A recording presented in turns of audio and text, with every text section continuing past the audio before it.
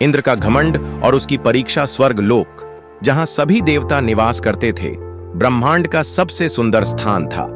वहां आनंद, संगीत और दिव्यता का साम्राज्य था। इंद्रदेव स्वर्ग के राजा थे और उनका ऐश्वर्य अद्वितीय था। उनके पास दिव्य सिंहासन, ऐरावत हाथी, अप्सराओं का नृत्य और अमृत का अपार भंडार था। लेकिन धीरे धीरे यह सब इंद्र को घमंडी बना रहा था। एक दिन स्वर्गलोक के दरबार में इंद्रदेव अपने सामर्थ्य का प्रदर्शन कर रहे थे। उन्होंने सभी देवताओं से कहा, स्वर्गलोक की हर वस्तु मेरी शक्ति का प्रमाण है। ब्रह्मांड में मुझसे अधिक शक्तिशाली और कोई नहीं। देवताओं ने सिर झुकाकर उनकी बात मानी, लेकिन यह बात आर्षि दुर्वासा तक पहुंच गई। आर्षि दुर्वासा का आगमन। ऋषि दुर्वासा अपने तेजस्वी रूप और क्रोध के लिए प्रसिद्ध थे।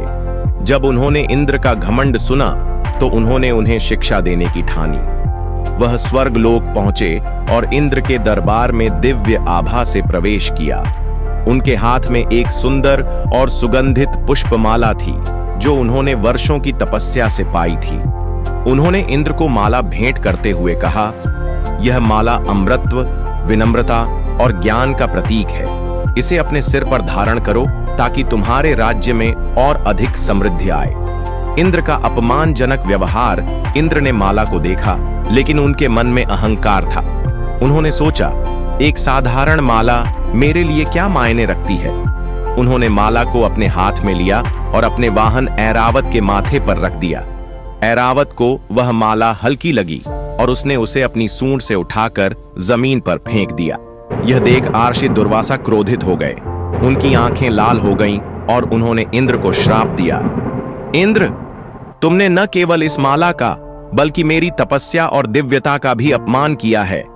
तुम्हारे इस अहंकार के कारण स्वर्गलोक की सारी समृद्धि नष्ट हो जाएगी। तुम और तुम्हारे देवता दरिद्रता का जीवन जियोगे। स्वर्गलोक की समृद्धि का अंत। आर्षि के श्राप के कारण स्वर्गलोक का वैभव खत्म हो गया। अमृत के कुंड सूखने लगे।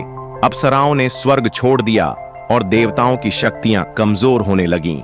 असुरों ने इस मौके का फायदा उठाया और स्वर्ग पर आक्रमण कर दिया। इंद्र को अपने सिंहासन से हाथ धोना पड़ा और देवता अलग अलग दिशाओं में भाग गए। इंद्र की तपस्या। इंद्र को अपनी गलती का एहसास हुआ। वह विष्णु भगवान की शरण में गए और क्षमा मांगी। भगवान विष्णु ने उन्हें समझाया, इंद्र, राजा वही होता है जो विनम्र और न्यायप्रिय हो। तुम्हारा घमंड तुम्हें बर्बाद कर चुका है।